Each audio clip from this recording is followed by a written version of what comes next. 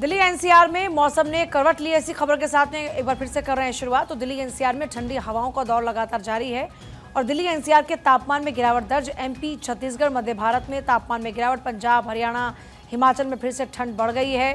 हिमाचल, राजस्थान में शीतलहर चल रही है। रंजना, बिल्कुल, तो देखिए एक बार फिर से मौसम ने करवट ली है और हवाएं चल रही, जिससे लोगों को ठंड का एहसास एक बार फिर से होने लगा है। तो मौसम का मिजाज बदला हुआ है और कई जगहों पर आपने कुछ दिन पहले देखा कि फॉग की वजह से लोगों को काफ़ी दिक्कतों का सामना करना पड़ रहा था, लेकिन एक बार फिर से मौसम ने करवट ली है और ठंड में इजाफा हो गया, जिससे लोग फिर से परेशान होते नजर आ रहे। तो ठंडी हवाओं ने सूरज की तपिश के कम और पहाड़ों में बर्फबारी की वजह से आज भी तेज हवाएं चलेंगी और आप सुबह से ही इसको महसूस भी कर रहे हैं। हवाओं की वजह से सुबह के समय लोग ठंड का एहसास कर रहे हैं और 8 से 12 तक अधिकतम तापमान 24 से 28 डिग्री और न्यूनतम 7 से 12 डिग्री तक रह सकता है।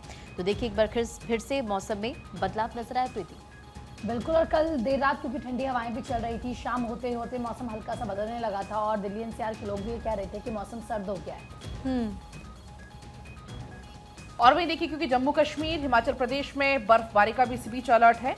8 से 12 फरवरी तक बारिश और बर्फबारी दोनों का ही अलर्ट है। असम, मेघालय, अरुणाचल में भी बारिश का अलर्ट है। तो ये बड़ी जानकारी है। हिमाचल और उड़ीसा में कोहरा और मध्य भारत में ठंड का असर एक बार फिर से देखने को मिल रहा है।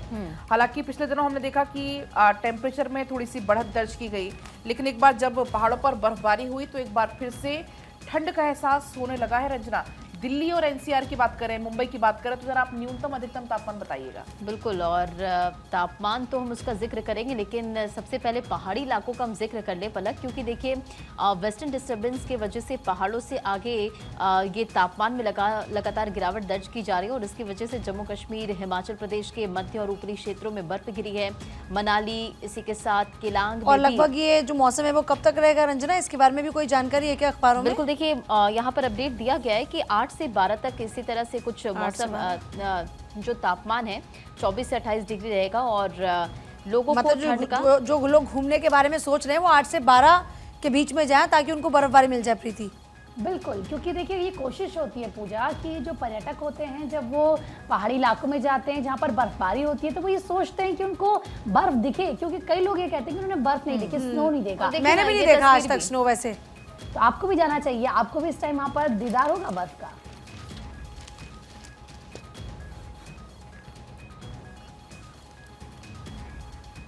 तो देखिए जम्मू कश्मीर, हिमाचल में बर्फबारी का अलर्ट जारी किया गया है और ऐसे में वहाँ पर एक बार फिर से बर्फबारी हो सकती है। जो पर्यटक बर्फ देखना चाहते हैं या जिनको ये लगता है कि भाई अभी भी मौका है, वो जा सकते हैं। हिमाचल, जम्मू कश्मीर, वहाँ पर बहुत सुंदर नज़ारा है। जहाँ तक आपकी नजरें जाएंगी वहाँ पर बर्फ ही बर्फ आपको दिखाई देगी। हालांकि जो स्थानीय लोग हैं वो जरूर परेशान हो जाते हैं। हालांकि डोडा में तो ताज़ा बर्फबारी हुई है। आप उनकी परेशानी से समझ सकते हैं क्योंकि आपने भी खुद इतनी करीब से बर्फबारी को देखा है। बिल्कुल, क्योंकि जहाँ मेरा घर है वहाँ पर बर्फबारी होती है और ऐसे में जाहिर सी बात है स्थानीय लोगों के लिए दिक्कतें बढ़ जाती है। रास्ते पर बर्फ आ जाती है तो फिसलन हो जाती है, गाड़ियाँ चलाना वहाँ पर। तो आप लोग स्कूल जा पाते हैं मतलब ऐसी फिसलन में से बारिश होती है तो काफी मुश्किल होती है पूजा। देखिए जो पहाड़ी इलाकों में लोग रहते हैं उनके जीवन में बड़ी दिक्कतें होती हैं, कठिनाइयाँ आती है, क्योंकि एक तो पहाड़ी इलाका, आप सोचिए कि किस तरीके से चलने में वहाँ पर मुश्किल होती है, फिर बर्फबारी हो जाती है, गाड़ियाँ फिसलती है। तो अक्सर हमने देखा है और जब वो बर्फबारी पुरानी, मतलब कि जैसे आप जानिए कि अगर आज बर्फबारी हुई और कल तक अगर वो नहीं पड़ रही है, हाँ, तो और ज़्यादा फिसलन वहाँ पर बढ़ जाती है। घर से बाहर अगर आप निकल रहे हैं तो आप काम नहीं कर पाएंगे, क्योंकि जो गांव के लोग होते हैं वो अपने देखिए जो गाय होती है, बैल भैंस होती है, जो पशु होते हैं उसके लिए चारा भी लाते हैं, खेतों में वो जाते हैं। तो ऐसे में चारा वगैरह भी पूरा खराब हो जाता होगा जब बर्फबारी होती है? उसके लिए वहाँ पर पहाड़ों में बाकायदा पूरा इंतजाम रहता है, क्योंकि इस तरीके से घर वहाँ पर बने होते हैं। जो वहाँ पर पशु होते हैं उनके भी रहने की पूरी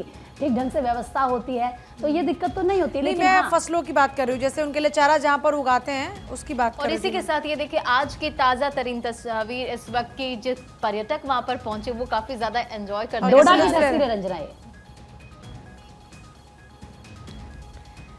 तो देखिए जो सैलानी यहाँ पर पहुंचे हैं बर्फबारी को लुत्फ ले रहे हैं और जैसे अभी रंजना ने जिक्र किया, प्रीति ने जिक्र किया कि यहाँ पर बर्फबारी शुरू हुई। और देखिए पूजा, जब ना ताजा बर्फबारी होती है और उस पर सूरज की किरणें पड़ती है तो इसी तरीके से जो बर्फ है वो खिलती है, चांदी की तरह चमक। बिल्कुल, ये ताजा बर्फबारी, इसीलिए ये जो बर्फ इतनी चमक रही है।